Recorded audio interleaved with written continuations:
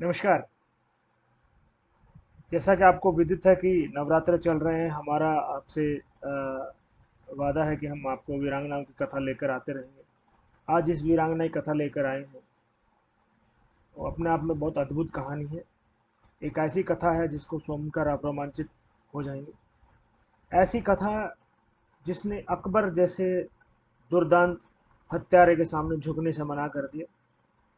ऐसी कथा जिसने अपने साम्राज्य को बचाने के लिए अकबर को सोने का पिंजरा, जब अकबर ने उनको लोहे का पिंजरा बनाकर भेजा कि मैं तुम्हें इसमें कैद करूंगा, तो उन्हें सोने का पिंजरा बनाकर अकबर को भेजा कि मैं तुम्हें इसमें कैद करके रखूंगी। ऐसी वीरांगनाओं की कथा शायद आपको कहीं सुनने को मिले, क्योंकि हमारे इतिहास में वामपंथी इतिहासकार, धूर्त इतिहासकारों ने पहुंच पहुंच कर मिटा दिया गया है। अगर थोड़ा बहुत उनका जिक्र भी आता है तो उनको प्रमुखता से नहीं बताया जाता। ये हिंदुओं के साथ विश्वासघात सर्वदा से रहा है पिछले 75 सालों से। इतिहास को हमेशा पहुंच पहुंच कर मिटाया जाता है। अगर इतिहास, गौरवशाली इतिहास हम हिंदुओं को बताएंगे तो उनके अंदर पौरुष जाग उठेगा। जब पौरुष जाग उठेगा तब वह विधर्मियों को यथोचित जवाब देंगे। जवाब देंगे अपने शौर्य से, अपने पराक्रम से, अपने अपने पूर्वजों की प्रेरणा से। परंतु ऐसा हो नहीं रहा। परंतु हम ऐसा होने नहीं देंगे। हम वीरांगनाओं की, वीरों की कथाएं आप तक लाते रहेंगे, और आपको उन वीरांगनाओं से, उन वीरों से जिन्होंने अपने सर्वोच्च इस सनातन धर्म के लिए नौछावर कर दिया, इस भारत पवित्र भूमि के लिए नौछावर कर दिया, हम आपको परिचित कराते रहेंगे। आइए जुड़ते हैं हम रानी दुर्गावती से। जी हाँ, रानी दुर्गावती से हम जुड़ते हैं। रानी दुर्गावती भारत की एक प्रसिद्ध वीरांगना थी जिन्होंने मध्य प्रदेश के गोंडवाना क्षेत्र में शासन किया। उनका जन्म 5 अक्टूबर, आज 2 अक्टूबर है, 3 दिन बाद उनका जन्म दिवस आने वाला है। तो मैं चाहता हूं कि आप सब लोग अपने व्हाट्सएप स्टेटस पर रानी दुर्गावती के जन्म दिवस के जरूर लगाएं, क्योंकि उस दिन दशहरा भी है। और मैं आशा करता हूं आप मेरी इस बात को जरूर स्वीकार करेंगे। उनका जन्म 5 अक्टूबर 1524 को कालिंजर के राजा पृथ्वी सिंह चंदेल के यहाँ हुआ था। उनका राज्य गढ़मांडला था, जिनका केंद्र जबलपुर था। अपने विवाह के 4 वर्ष पश्चात ही पति राजा दलपत शाह के असमय मृत्यु के बाद उन्हें पुत्र नारायण, वीर नारायण को राज सिंहासन पर बैठाकर स्वयं संरक्षक के रूप में शासन कराना प्रारंभ किए। इसके शासन में राज्य में बहुत उन्नति की। दुर्गावती को तीर चलाना, बंदूक चलाना बहुत अच्छा अभ्यास था। चीते का शिकार करने में विशेष रुचि थी। उनका राज्य का नाम गोंडवाना था, जिनका केंद्र जबलपुर था। रानी दुर्गावती का जन्म चंदेल वंश की इकलौती राजकुमारी थी। चंदेल राजपूत वंश की एक शाखा है। बांदा जिले के कालिंजर जिले के 1524 में दुर्गाष्टमी के दिन हुआ था। इसी का नाम, उनका नाम दुर्गावती रखा गया। नाम के अनुरूप ही तेज, शौर्य और सुंदरता के कारण, प्रसिद्धि कारण उनकी प्रसिद्धि फैलने लगी। दुर्गावती के मायके ससुराल में जाति भिन्नता थी, लेकिन दुर्गावती की प्रसिद्धि के प्रभावित होकर गोंडवाना साम्राज्य के राजा संग्राम सिंह ने अपने पुत्र दलपत शाह मडावी से विवाह करके अपने पुत्र वधु को बनाया। दुर्भाग्यवश विवाह के 4 वर्ष के बाद ही दलपत शाह का निधन हो गया। उस वक्त दुर्गावती की गोद में 3 वर्षीय नारायण सिंह था। अंतराय ने स्वयं गढ़ मंडला का शासन संभाला। अनेक मठ, कुएं, बावड़ी, धर्मशाला बनवाए। वर्तमान जबलपुर जिले में उनका राज्य केंद्र था।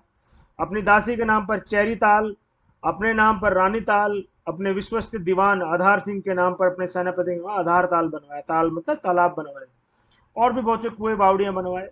रानी दुर्गावती का यह साहसी, सुखी और संपूर्ण राज्य मालवा के मुसलमान शासक बाज बहादुर ने कई बार हमला किया, और हर बार बाज बहादुर को मुंह की खानी पड़ी। मुगल शासक अकबर भी राज्य को जीतकर रानी को अपने हरम में डालना चाहता था।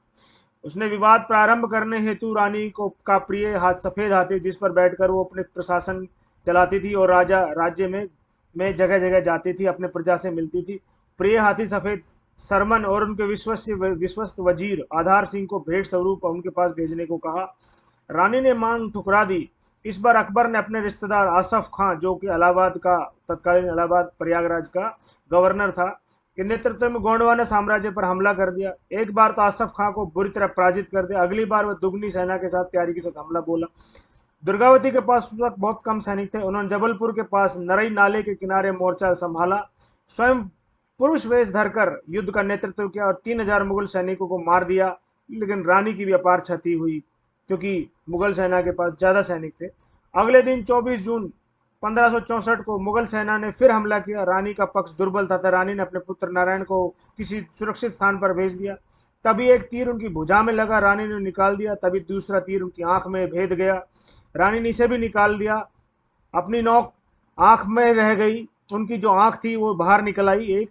तभी तीसरा तीर उनको गर्दन में आकर धंस गया। रानी ने अंत समय के निकट जानकर अपने वजीर, अपने सेनापति आधार सिंह से आग्रह किया कि तलवार से उसकी गर्दन काट दे, परंतु आधार सिंह ये कर नहीं पाया। तो रानी ने स्वयं कटार मारकर अपने पेट में घोंप ली और अपने बलिदान इस देश के लिए, सनातन के लिए दे दिया। रानी दुर्गावती ने असफ खान से लड़ते हुए वीरगति को प्राप्त हुई। 15 इससे पूर्व 15 वर्ष तक गोंडवाना में शासन करती रही और उन्होंने बहुत जनता की भलाई के लिए कार्य की। परंतु मैं आपको ये याद दिलाना चाहता हूँ कि रानी दुर्गावती के ऊपर हमें उनसे जीवन से प्रेरणा लेनी थी। जबलपुर के पास ऐसा ऐतिहासिक युद्ध हुआ था, इसका नाम है बरेला, जो मंडला रोड पर स्थित है। वही रानी की समाधि बनी हुई है, जो गौंड जाति के लोग आज भी श्रद्धा सुमन अर्पित करते हैं। जबलपुर में स्थित रानी दुर्गावती का इसी विश्वविद्यालय का नाम, जबलपुर का नाम रानी दुर्गावती कर दिया गया। दुर्गावती के सम्मान में 1983 में जबलपुर विश्वविद्यालय का नाम रानी दुर्गावती विश्वविद्यालय कर दिया गया। भारत सरकार ने 24 जून 1988 को रानी दुर्गावती के बलिदान दिवस पर एक डाक टिकट जारी कर रानी दुर्गावती को याद किया। जबलपुर में स्थित संग्रहालय का नाम भी रानी दुर्गावती के नाम पर रखा गया। मंडला जिले के शासकीय महाविद्यालय का नाम भी दुर्गावती के नाम पर रखा गया। रानी दुर्गावती की याद में कई जिलों में रानी दुर्गावती प्रतिमाएं लगाई गई। ये शासकीय इमारतों का नाम भी दुर्गावती के नाम पर रखा गया है।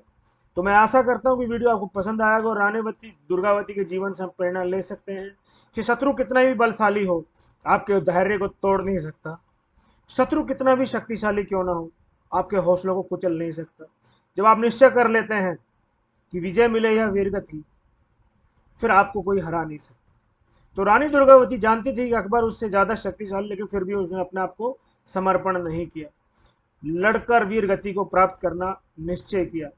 तो मैं रानी दुर्गावती का जन्म दिवस आने वाला है 3 दिन बाद, मैं उनको नमन करता हूँ। आशा करता हूँ आपको वीडियो पसंद आएगा और आप भी अपने परिवार के साथ रानी दुर्गावती की शौर्य गाथा को जरूर साझा कीजिए, ताकि रानी दुर्गावती के विषय में सबको जानकारी हो सके। क्योंकि हमारे वीरों की, वीरांगनाओं की कथाएं लुप्त कर दी गई हैं, पहुँच पहुँच कर मिटा दी गई हैं, परंतु हम यह होने नहीं देंगे। हम आप तक ये कथाएं लाते रहेंगे और आप तक ये बताते रहेंगे कि किस तरह से हमारी वीरों ने, वीरांगनाओं ने देश की सर्वोच्च सनातन धर्म की रक्षा करने के लिए अपना सर्वस्व न्यौछावर कर दिया। तो आशा करता हूँ कि आपको वीडियो पसंद आएगा और वीडियो को अंत तक देखने के लिए बहुत बहुत धन्यवाद। वीडियो को लाइक, शेयर, हाँ सब्सक्राइब जरूर करिए, अपने मित्रों से कराइए। बहुत बहुत धन्यवाद। जय हिंद राष्ट्र।